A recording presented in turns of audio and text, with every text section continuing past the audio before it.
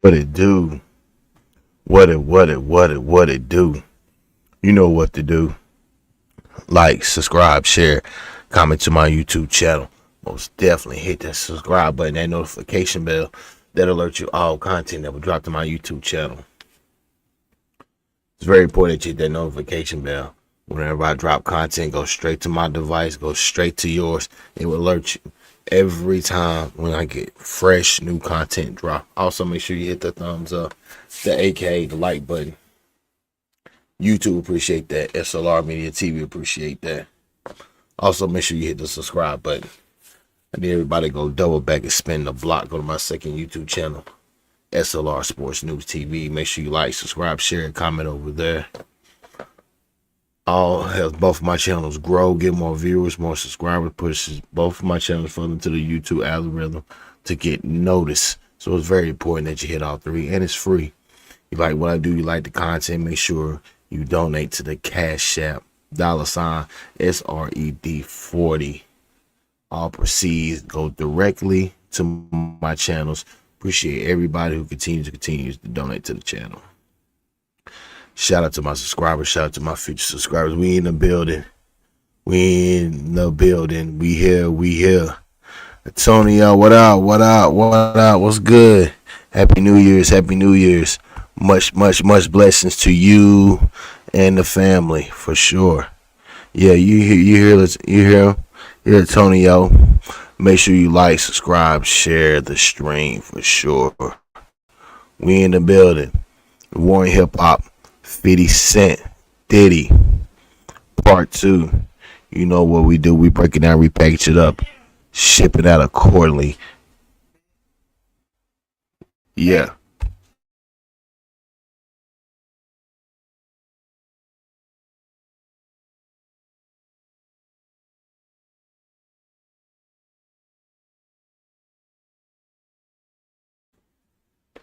So the war between 50, Diddy going back and forth. Diddy just coming out with his own docs.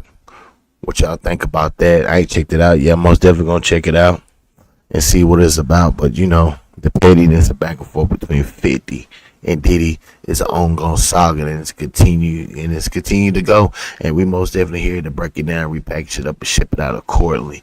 This is exactly what we do. So you know what we do. We're gonna get into the content early and often. Let's get into it. You know exactly what we do. We in the hip hop sector. Make sure you hit that like, subscribe, share, comment button. Make sure you tap into the cash out. You know what we do. Let's get right. It's New Year's. It's a new day, a new year.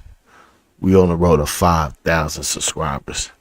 Let's go. Let's get into the content. Never before seen footage of Sean Diddy Combs in the days leading up to his arrest in New York last September. You want to put the stuff in my fanny pack, King? The exclusive video obtained by Netflix shows Combs debating with his lawyers about strategy. Listen to me. I'm going to get off the phone right now, and I am going to let you professionals look at the situation and come back to me with a solution.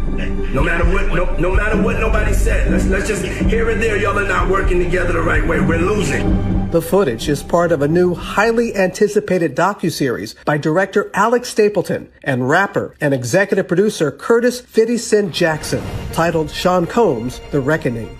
Was there anything that surprised you when you were watching? I think it was surprising that he actually filmed it. It was very interesting to watch a man who's known for his brand presence. He has a really amazing knack for marketing and all of that, and how he was sort of taking that into account and how he was coming off to the public. The exclusive video also shows Combs in Harlem greeting fans. Lord, you win, we win it. I'll accept it. I need some hand sanitizer. Hold on. I got it. I've been out in the streets amongst the people. Yeah, I gotta take a bath. Like the amount of people that actually I'm coming in contact with, that's what I have to do. You know what I'm saying? It's like 150 hugs. You're a public person as well, and there was one instance in Harlem, and his reaction when those people Went away. Got in the car and said, I feel like I need to wash, like I'm dirt. It shows you his character. was that the reason for including it? Yeah. I mean, what's the odds that you would do that in front of the camera? Like that's one of the moments where he forgot he was on tape. How do you respond to people who say that it's more about the disdain that you have for Sean Combs than it is for giving the victims a platform? What they consider a pre-existing beef, right, for 20 years, right, is me being uncomfortable with him suggesting that he takes me shopping, or I looked at it like it was like a tester, like maybe you'll come play with me, type of thing, right? And it's not personal. I think it's important to also let people know that the show is not completely the perspectives of people that did not like Sean. We weren't trying to just get the highlights, the salacious details, that the real goal was to storytell. And not everyone needed to have an allegation to be a part of this project. The 4-part series also features 2 jurors from Combs' trial who are speaking for the first time about how they reached their mixed verdict, finding Combs guilty of 2 prostitution offenses, but clear of racketeering and sex trafficking charges, both sharing their thoughts on the relationship between Combs and singer Cassie. Juror 75 describing them as 2 people in love, and Juror 160 saying in part, domestic violence wasn't one of the charges. Cassie, is she a victim in all this? I believe Cassie's a victim in all this because she came in she's like 18, like 19 years old. In the very beginning. After a while, over time, you condition for it.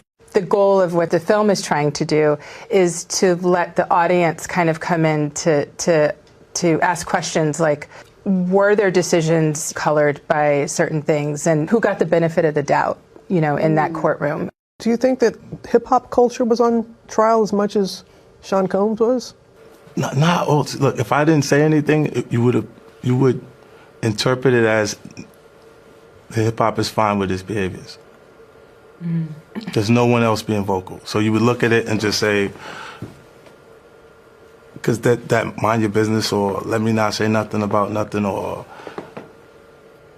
those things, it would allow the entire culture to register as if they're for that behavior. If Sean Combs watches this, what do you think he's going to feel?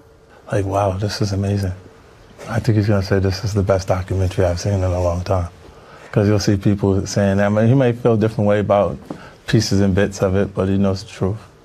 I think he'll see the truth in it. Wow, that was some finish right there. Thank you, Robin, for that. Sean Combs, The Writing, will be streaming worldwide on Netflix tomorrow.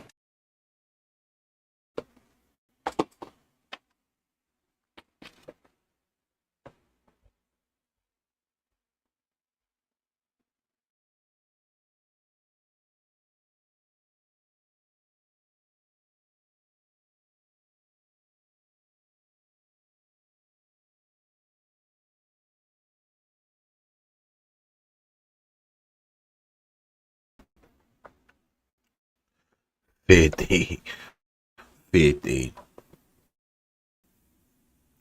You know when Diddy get out, you know he got a bag on you. Yeah. Diddy's gonna make sure when he gets out, he's gonna use his money very wisely on you, 50. Just trust me, Fifth. You better get it on in right now. Get all your playing in, picking on Diddy now, because when Diddy gets out, let's see you still have that same energy once Diddy get out. Let's see you drop another doc series once Diddy get out. Yeah. Yeah. Let's see Curtis. Pimpin' Curly. Yeah.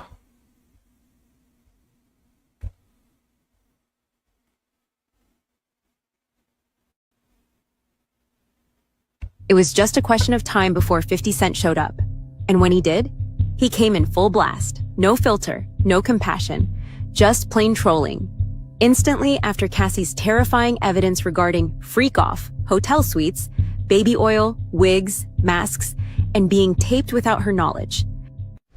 Is very detailed information about what she says Sean Combs was having her participate in. And these are those freak-offs, and how he would be providing her with drugs, suggesting that she take the drugs. And then she said she wanted to take the drugs for every single freak-off in order to disassociate with what was taking place. She said on the stand that she hated participating in these freak-offs. So this morning, what we've been seeing so far is this playing of the freak-off. So we cannot see this, but the jurors have a privacy screen on their monitor, so they're able to see some videos as well as some still images that the government has focused on in regard to these freak-offs. For the testimony, because we do not have cameras inside a federal courtroom, we're bringing it to you and giving you some quotes from what's said inside while Cassie has been on the stand. So she has been talking about how she was detailing how Combs would recover after the freak-offs. They used IV fluids, massages, and chef-prepared meals. She also said that she depended on opiates to make her feel numb, and added she had an ongoing off and on addiction to some of the drugs. So some of the testimony that she has been providing so far, she was also detailing her declining health as a result of the frequent freak-offs. She had stomach issues as well as constant UTIs. Sometimes she had to participate in the freak-offs while infected. So we've heard this theme while she has been on the stand. She was also talking about how at times when she would be in the middle of her freak-offs, she might have to vomit, and then Sean Combs would still force her to participate in the freak-offs even though she was very, very ill. 50 was already up on the internet, making jokes as if it were a stand-up special. He named Diddy Fruit Pop, mocked his hotel arrangements, and stated that the trial was more entertaining than any show on Netflix. He even shared pictures of text messages and clown faces, questioning if Jay-Z still wanted to go out with his boy. So as you know, the Diddy trial started today, and Cassie hit the stage, and 50 Cent could not control himself. Now, you know 50 Cent and Diddy have been enemies for the longest, and 50 Cent finds every reason to poke at Diddy, but today he got so much ammo, it don't make no sense. So 50 Cent just posted a picture of Sean Diddy Combs' jewelry selection. It's a bunch of hymns. And he wrote the caption, "I'm not sure if this is fair, but don't worry, be happy." He's a fool. 50, you out of control for that. Then he goes on and posts this picture. "Your Honor, this theory of Cassie kicking Diddy's ass, I'm not buying it." Yo, he's AIing pictures of himself in the court. That's crazy. He also decided to hit him with this. Yo, this guy's out of control. "Diddy said in your mouth, shaking my head." Yo, Diddy. You gotta. Then he gonna post this. "Down on your luck? Not feeling good today? Well, look at the bright side. You could be Diddy. Chin up." So 50 Cent he has unlimited ammunition now, especially considering the fact that this trial might go on for who knows how long. But here's the thing. This trial is somber beneath the humor. Cassie talked about being trafficked, videotaped, humiliated, and exploited. And 50 Cent isn't merely laughing at Diddy. He's shredding the entire industry. The silence, the pseudo-friendships, the pseudo-love.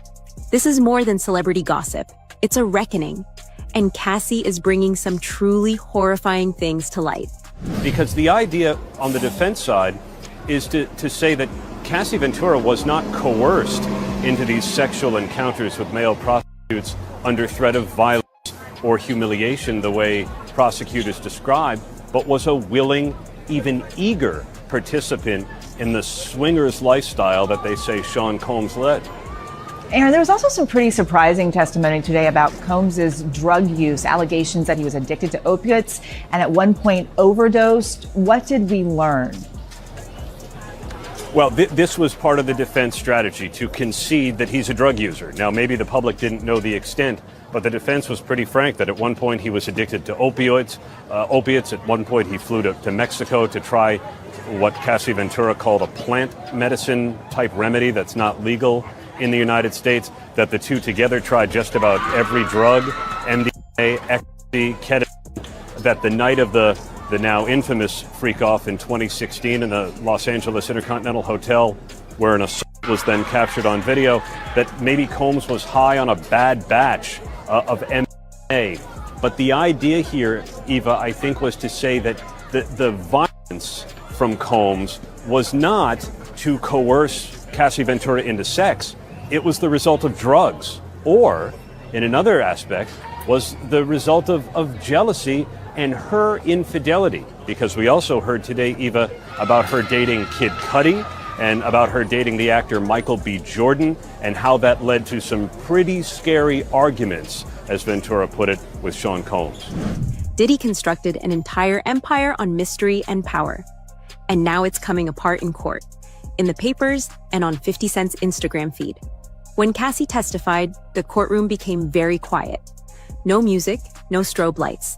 Just her voice, steady but lethal. She spoke of being drugged, trafficked, coerced into bizarre role-playing sessions with strangers, with Diddy lurking in the background. The prosecution's star witness taking the stand, but it was more than that. It was how Cassie took that stand. You could hear a pin drop when those doors opened, and a visibly pregnant Cassie Ventura walking past a man she had not seen in 6.5 years. A man she says violently abused her for a decade. A man the prosecution said trafficked her. Well, she sat across from him, placed her overcoat behind her, turning her body slightly toward the jury, rubbing her pregnant belly throughout her testimony. Diddy, well, he was more fidgety than he was the day before. He was passing notes. He pushed himself away from the defense table and largely sat like that. They never seemed to make eye contact with one another, not even after she was crying about having loved him once and planning and participating in these freak-off sex parties because she feared him and she wanted to make him happy, but feeling worthless, feeling disgusting because she didn't want to do it. Now, with each moment, the testimony became more and more graphic. Her delivery, though, it never changed. It was matter of fact, steady, calm. At times, she was even critical of herself. walking us all through how a 10-album record deal came over a 10-year period of abuse and sexual humiliation. And once you hear Cassie's testimony, you'll understand why the courtroom was so tense. She described the freak-offs in lurid detail. She testified about Diddy, who she called Sean, choreographing it all. And she explained a pattern of physical abuse that she could not escape. Cassie told the jury about one freak-off at a hotel where Diddy told her to get into an inflatable pool filled with warm baby oil. The prosecutor asked, "What concerns did you have about not getting into the pool with baby oil?" Cassie responded, quote, "That, amongst other things, just his temper. If that is something that he wanted, Sean wanted to happen, that what was going to happen. There wasn't another way around it." And this wasn't a one-time, two-time thing. This was a pattern. There were lights, wigs, cameras. Like a twisted music video nobody requested. And 50? He was also watching on his phone, munching popcorn, tweeting every few hours as if it were a live sporting.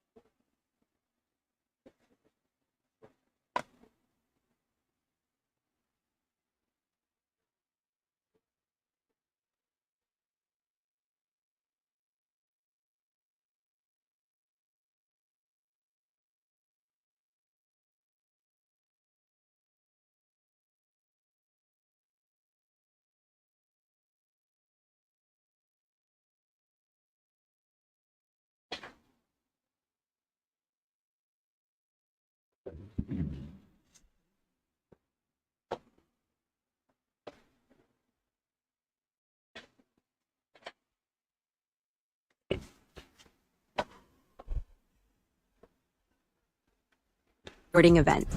You heard what he just said, right? He's like, yo, certain things they let it go by because it's Puff. Like they would look, like he would say stuff, and it's like he wasn't like in the closet, he was like in the hallway. Now you see so much that you go, wait. No, this was visible. He was in the hallway. We saw the video. We saw that video. It comes out later. You're like, that's not the closet. That's the hallway. He didn't give a fuck. Like you can tell that he was already. Nah, New York is dope. Because when Fab, he was like, "Yo, Fab, we ain't party." Fab was like, "Nah, we partying tonight." He's like, "No, like, but he did party." Yeah. And I'm like, "Yo, they let that one go." Like I had to say something about it later because I was like, "Oh, it was." What does it feel like all these years? You being the only one calling this out? I look like I've been the crazy guy for a long time. They said you're a hater. They You're said a hater. You're do this, and now everybody's complaining. My is hurting. There's all this shit that's coming. 50, you can't make jokes about it. No. The internet might come for you, bro. All I'm saying is, it might come for you. You see it now. All of these complaints. People were damn, they were raped and pillaged. This is what was going on. Right? And what do I get for I went through years of a hater. You're a hater. You want this and that. I'm just watching. Like, I look at things and go, when you see the new lawsuit coming with Jay, the part with Jay, I go, oh shoot, like, then I think about it, I go, that had to be there. So when I was saying that he was missing, he just wasn't actively being out there because they was dealing with that. Wait, do you think there's truth to the Jay thing? There's no way. Know, like that. Look, you know what's like if you say, I have this thing where I'm conflicted when it takes you 20 years to remember something happened to you. But jokes weren't all. 50 began calling out others as well. He inquired, why Jay-Z still hanging around him? Then he took shots at other celebrities who remained silent. Y'all knew what was going on, he posted. Y'all just ain't cared till the receipts dropped. Jay-Z has been rumored to be involved in Diddy's activities. And a federal judge has ruled the woman alleging she was raped by Jay-Z and Sean Diddy Combs can remain anonymous. The woman says both men raped her at a party when she was 13 years old. Jay-Z's legal team had fought to get the case dismissed, arguing his accuser should have to reveal her name. But the judge disagreed. ABC's Morgan Norwood has the latest. A legal victory for the woman who is suing Jay-Z for allegedly raping her when she was 13. A federal judge ruling the woman can proceed with the case while remaining anonymous, at least for now. But the judge also chastising the lawyers representing Jay-Z, accusing them of trying to fast-track the judicial process by repeatedly filing motions to reveal the identity of the Jane Doe to have the case dismissed. The judge writing in a 5-page brief that the Carter's lawyers' relentless filing of combative motions containing inflammatory language and ad hominem attacks is inappropriate, a waste of judicial resources, and a tactic unlikely to benefit his client. The court will not fast-track the judicial process merely because the counsel demands it. This latest legal twist coming after the recently filed civil lawsuit by Jane Doe, claiming that Jay-Z, whose real name is Sean Carter, and P. Diddy, drugged and raped a 13-year-old girl at an after-party after the MTV Music Awards in 2000, while an unnamed celebrity watched. Jay-Z has vehemently denied all the allegations, putting out this statement 2 weeks ago, writing in part, "This is a blackmail attempt." The multi-platinum artist, who was 30 at the time, now a business mogul with decades of hits to his name, with songs like Run This Town. We are, yeah, I said it, we are. This is Rock Nation, pledge your allegiance. His attorneys have denied everything about Jane Doe's account and pointed to some alleged inconsistencies in her story. It's not just that this story is a lie and that it's not true. It's provably, demonstrably false. This never happened. The judge writing that while Jane Doe can remain anonymous for now, she may be required to reveal her identity at a later date to allow Jay-Z's lawyers to collect facts necessary to prepare for trial. Oftentimes, when someone is accused of a crime like this, the accuser doesn't want to be named, and if they are forced to be named, we have seen certain people decide to drop the lawsuit altogether. Morgan Norwood, thank you. And Tony Busby, the lawyer representing Jay-Z and Diddy's accuser, says in a statement to ABC News, quote, "I will say that the coordinated and desperate efforts to attack me as counsel for alleged victims are falling flat. We won't be bullied or intimidated." And we did reach out to Jay-Z and his team, but did not get a response. The most uncivilized part? Diddy has not clapped back even once. No post, no whisper. He's just sitting in court, arms folded, as the world lights him up, and 50 takes the lead. It's as if each day another layer unwraps itself. Cassie's words rattled the courtroom, but 50 ensured the world heard them. Loudly. Because while Diddy's camp is attempting to play everything off as complicated relationships, 50's making one thing plain. Nah, you're finished, Fruit Pop, and everyone's watching you burn. You have something huge coming up, which is a documentary about P. Diddy, Puff Daddy, P. Diddy. Yeah. Did he do it, right? Yeah. I know He did it. you've been heavy on social media talking about it. He did it. And I'm the only one who's been vocal about this long before it actually. Oh, you've been saying this for a long time now. And then no one was, they're just, why is he saying this? And now it's coming out like crazy. I mean, But I also didn't participate. I also didn't go to those parties. Yeah. So a lot of the celebrity culture that you don't hear saying anything is because they participated to a degree. Was there a reason you never went to those parties back in the day? Obviously, I know what was going on there, but is there a reason you never did? I'm just not with all that freaky shit. Like all of the stuff that he's doing, I'm not into that type of stuff. I'm just a little more, maybe you could say basic or normal. You go to the 90s, and Keefy D said he paid him to kill Tupac. Yeah. It's a little, like, you get the craziest accusations. You had TMZ created a docuseries. They went to Tubi, but the series is saying the downfall of Diddy. Now let's talk about the real circus, the freak-off rooms. And now we're learning about the supplies that were apparently used in the freak-offs. Again, the star witness is Cassandra Ventura. She and Diddy were in a relationship for 10 years. It ended in 2018. Cassie sued Diddy in 2023, and he settled that suit the very next day. That lawsuit was a major spark to the story that has brought us to what's playing out in court right now. This week, we heard Cassie tell her story to the jury. She says that Combs beat her, berated her, and forced her to take part in what has been called freak-offs. They're alleged drug-fueled sex parties involving escorts. Cassie said they were mentally and physically exhausting. She claimed that the freak-offs often left her with sores, UTIs, and needing IVs to recover. The jury has seen pictures of injuries from the relationship, Cassie says, like bloody lips and black eyes that she claims that Diddy gave her when they were together. The jury has also seen a video of Diddy assaulting Cassie in the hallway of an LA hotel in 2016 that was leaked to CNN. That's been seen by millions of people. That video, Cassie testified, shows her trying to escape a freak-off party. Now, the jury has also heard testimony from Cassie about the physical toll that she said freak-off parties had on her. This is an exchange from the transcript. When she was speaking with the prosecution, she said, quote, "Occasionally, I would get sores on my tongue from the freak-offs, the taking drugs, substances, and just friction in my mouth." She says that friction wasn't just from oral sex, but also from having her mouth on things covered with oil and other lubricants. The jury, we know, has seen an image from the freak-offs, but we don't know what that image really looks like. Our reporter, who has been in the courtroom every day, says it was only shown to jurors. It was not shown to those who have been sitting in the gallery. The defense, in its cross-examination, has been having Cassie read dozens of text messages that she and Combs sent to each other during their relationship. Messages like this one, trying to show that she was a willing participant in the freak-offs. Combs asks, quote, "When do you want to freak off, LOL?" And then Cassie replies, "LOL, I am just going up to change and put my ring in. I just picked it up. I'm always ready to freak off, LOL. LOL. The defense is trying to paint Combs and Ventura's relationship as one that was far more loving and consensual than Cassie's testimony.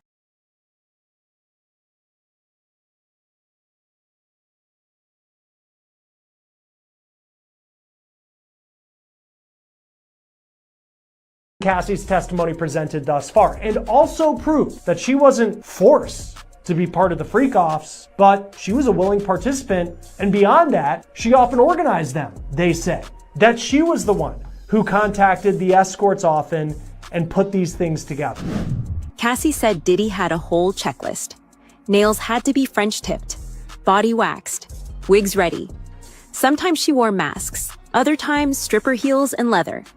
All this while, Diddy played director, choosing the lighting, controlling the camera angles, even handing out baby oil like it was lotion in a spa. Except this wasn't a fantasy, it was a prison. Yeah, and that's, of course, makes things much more complicated because usually you try to, in the best case circumstances, you want to keep your personal life and your professional life separate. But here's an instance where it's one and the same. And so now you've got the cycle of violence where you have a violent incident, then I would assume, because that's usually how it goes, the perpetrator, Diddy in this case, would be like, "I'm so sorry, I didn't mean to do it. Oh my gosh, the flowers, the jewelry, all the other things. I really love you. This is never going to happen again."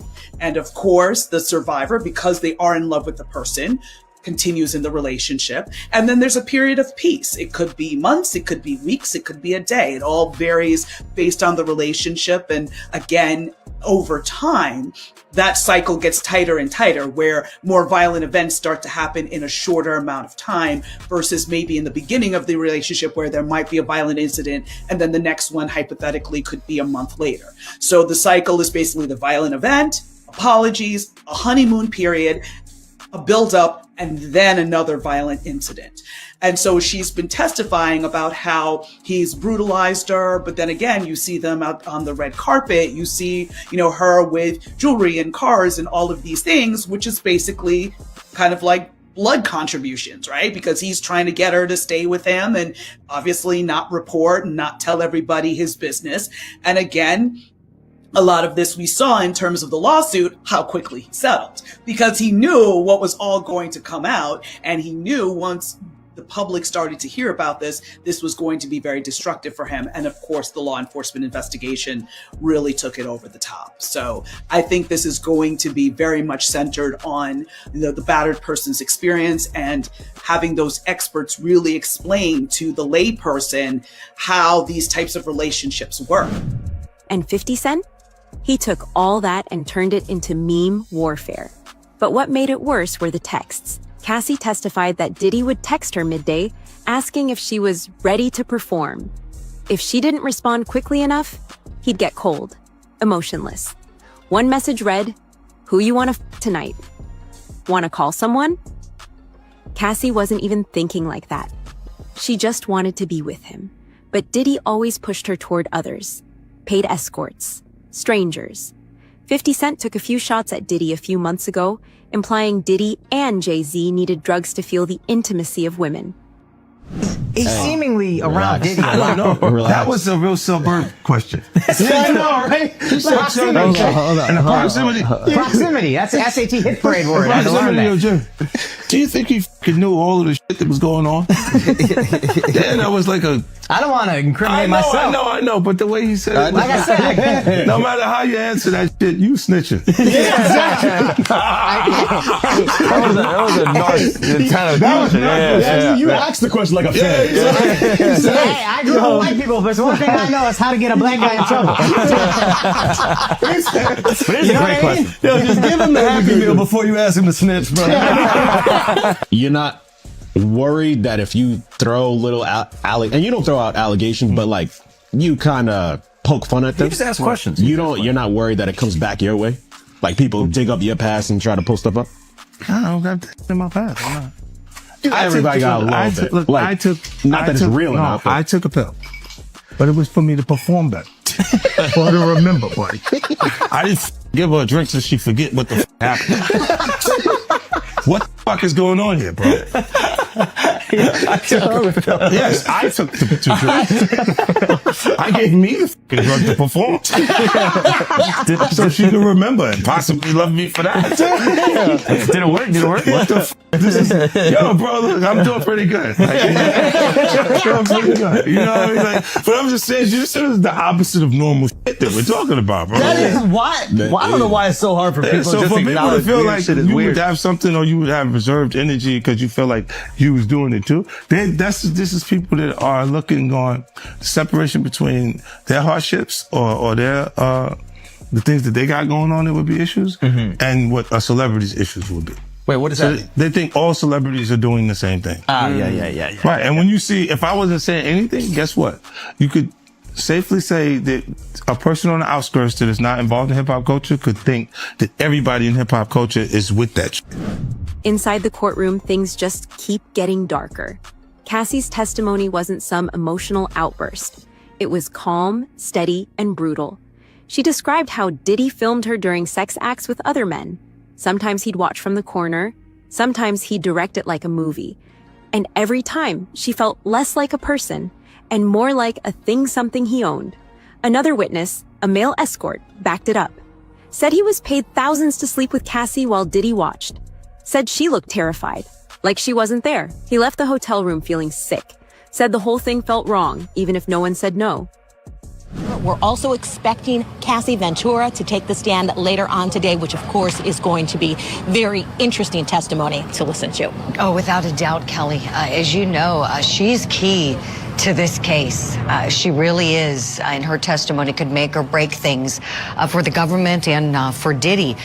Tell me, just backing up for just a beat, you mentioned the witness on the stand currently, Daniel Phillip, the male escort. Starting things off yesterday, some really shocking pieces of information, as you know, came in, Kelly, about where he's detailing being asked to urinate on Cassie while Sean Combs was allegedly watching and masturbating. I'm curious if you noticed any reaction from the members of the jury when they were hearing a lot of that. So inside the courtroom there, everyone is being told they cannot have any outbursts or anything like that or any real reactions. So inside that courtroom, no. There also, Julie, is media overflow rooms. And inside those media overflow rooms, a lot of reaction. So the public is in there as well. The public is making a lot of reactions. You hear a lot of commentary when these details are coming out. Outbursts, the security is coming over and talking to a lot of the people, telling them that they have to keep it down. But other people inside the actual courtroom for the case where that's happening, no real reaction at all. But this testimony, as you mentioned, Julie, has been graphic in nature as he talked about, for instance, being asked to urinate onto Cassie, and he said she asked him to do that. He talked about Sean Diddy Combs being in the corner. And through it all, Diddy sat stone-faced. No reaction, no emotion. But in the room, you could feel it. The tension, the weight. Like everyone knew this wasn't going away. Not this time. Now, 50 Cent has said that Diddy really should have taken the plea deal he had on the table. After Cassie Ventura took the stand for a third day on Thursday, 50 had something to say about Diddy's legal moves. Meanwhile, 50 Cent didn't hold back. After hearing Ventura's latest testimony, he jumped on social media and said, "After listening to today's testimony, I think the diddler should have took the plea offer. The yes they're saying is beyond me, so what do you think?" Gene Deal thought the very same thing. Take his counsel advice. Because if he think he's going to get out of this from the federal government, he out his mind. They in the process of plea bargaining, trying to do a plea bargain session with him, and he not taking it.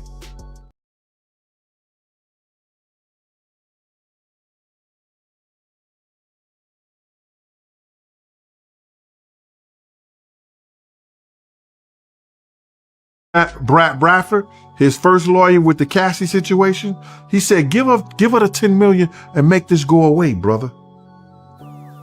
He ended up giving her 30 million. He's not taking the lawyer's advice. 9 times out of 10, they probably got him a good plea bargain. Yo, listen to me, we can give you 15 years.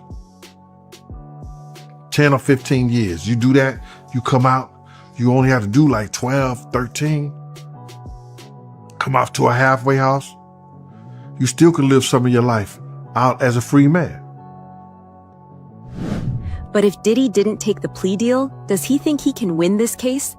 50's been posting regularly about the claims Ventura's made against Diddy while on the stand. A lot of the questioning lately has been about texts and emails between her and Diddy, especially after the prosecution focused earlier in the week on those wild freak-off sex parties she described in detail. Then he brought up a shocking accusation involving Kid Cudi, referring to claims that Diddy once blew up Cudi's car because he found out Cudi was dating Ventura. With this man you're looking at right here, Kid Cudi.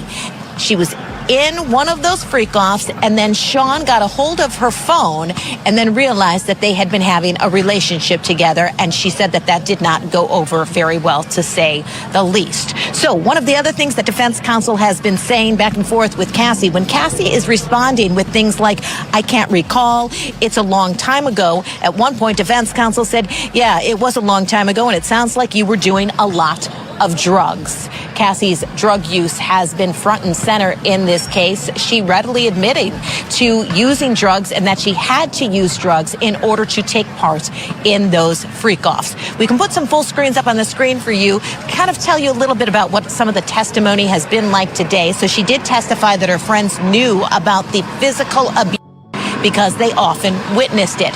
Her parents and brother knew about the abuse as well. Do you agree with 50 Cent? Let us know in the comments.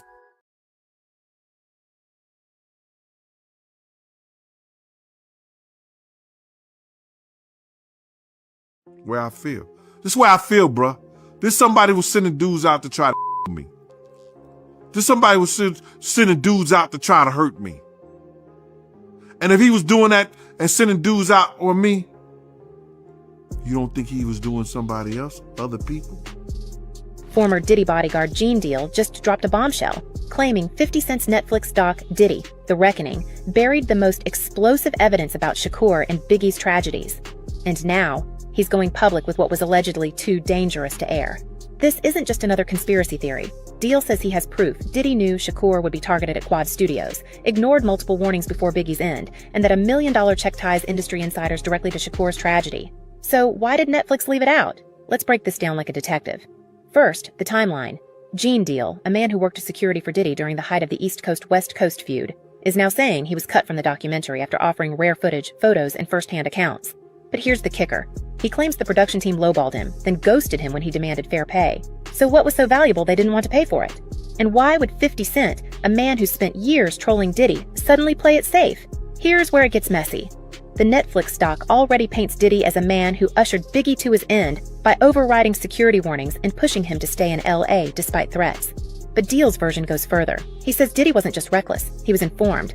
Multiple sources, including imprisoned figure Wadsworth Unique Hall, allegedly warned Diddy's team to vest up before that fatal trip. So why did Diddy brush it off? And if Deal's telling the truth, why wouldn't 50 Cent want this in the doc? Then there's the money.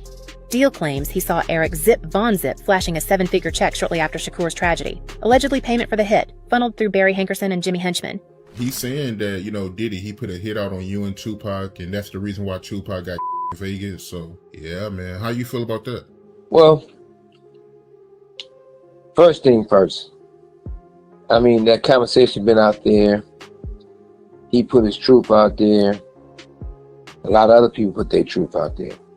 If true, that's not just a conspiracy. That's a paper trail. And if Netflix had this, why wouldn't they use it? Unless, of course, it was too explosive even for them. But here's the real question. If Gene Deal's version is accurate, then Diddy didn't just fail to protect his artists. He knew what was coming. And if that's the case, then the Netflix doc isn't just censored. It's a cover-up. So what else are they hiding? We know 50 Cent has been trolling Diddy for years, but this time he's playing a different game. The Netflix series Sean Combs' The Reckoning dropped on December 2nd, 2025, and it's already making waves, not just for its damning portrayal of Diddy's alleged misconduct, but for what it didn't include. I think that they don't want, if they was in any of those freak-off tapes, if they played a part in any of those Diddy sessions, they don't want it to get out to the general public to make up their brand. Deal's claims suggest there's a second layer to this story, one that implicates not just Diddy, but the very people who made the documentary. And if that's true, then the question isn't just about what happened to Shakur and Biggie, it's about who's controlling the narrative now.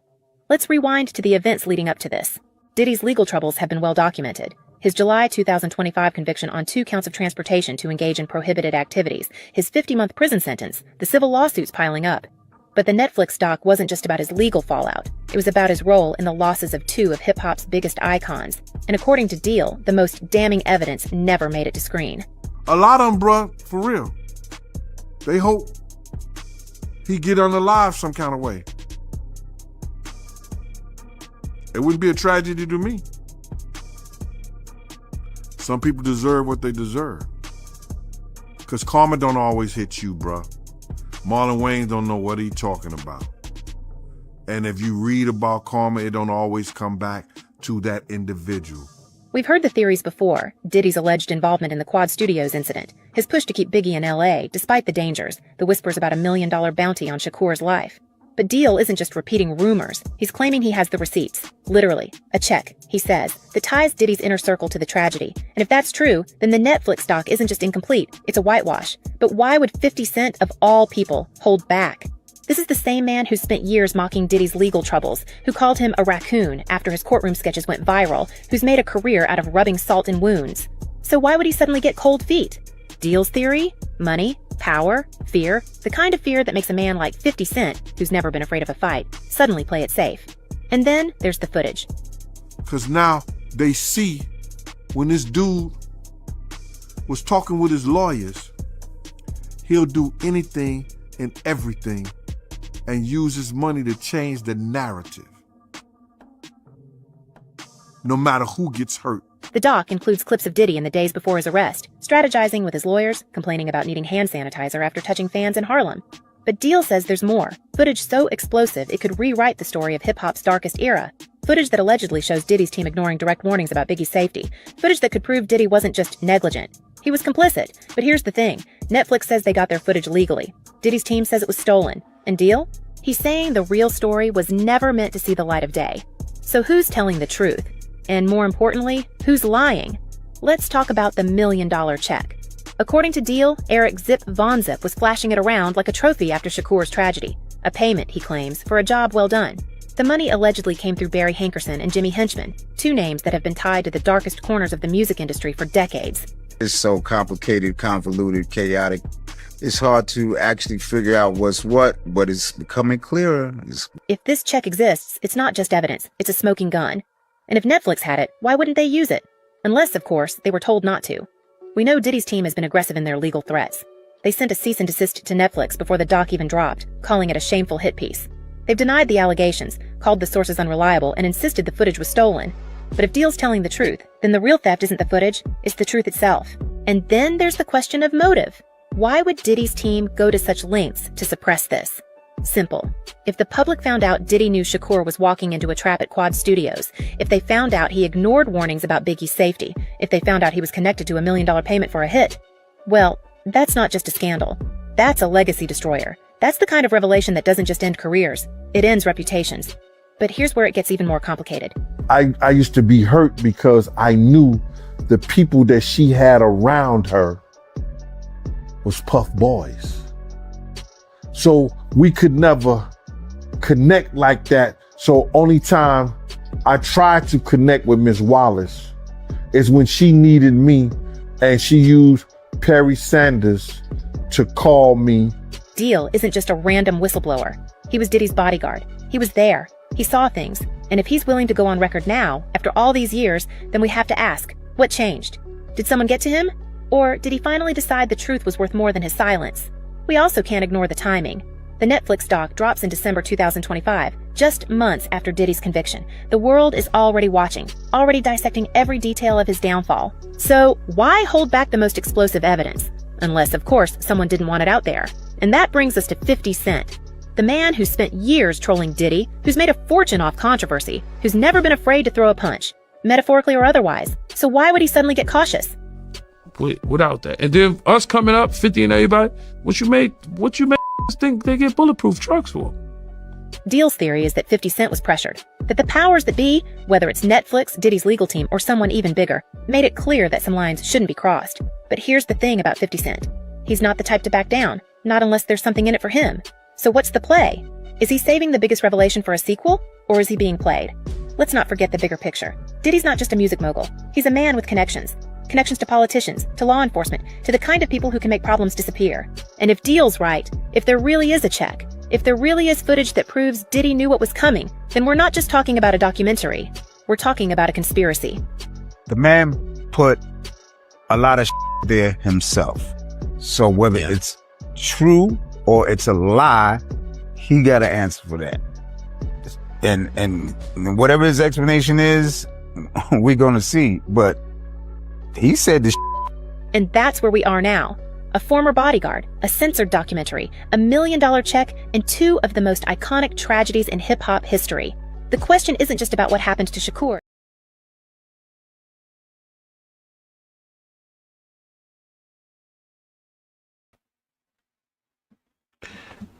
Yeah, you see, you heard it. We broke it down. Will more evidence come out? Will Keefe D implicate Diddy in the Tupac? Who knows? But that's a lot more that's going to unfold, especially with the Keefe D trial. And I'm hearing that 50 may be having something cooking up in the works again for Diddy. So we most definitely going to be on the lookout for it. We most definitely going to break it down. Most definitely got a part 3 that will be coming. So most definitely tap in. Make sure you like, subscribe, share, comment to my YouTube channel. Most definitely smack that like button, hit that subscribe button. Make sure you hit that bell icon, it's the notification bell that'll alert you all content that will drop to my YouTube channel. The War in Hip Hop 50 versus Diddy part 2. We will be dropping a part 3. Make sure you be on the lookout for that.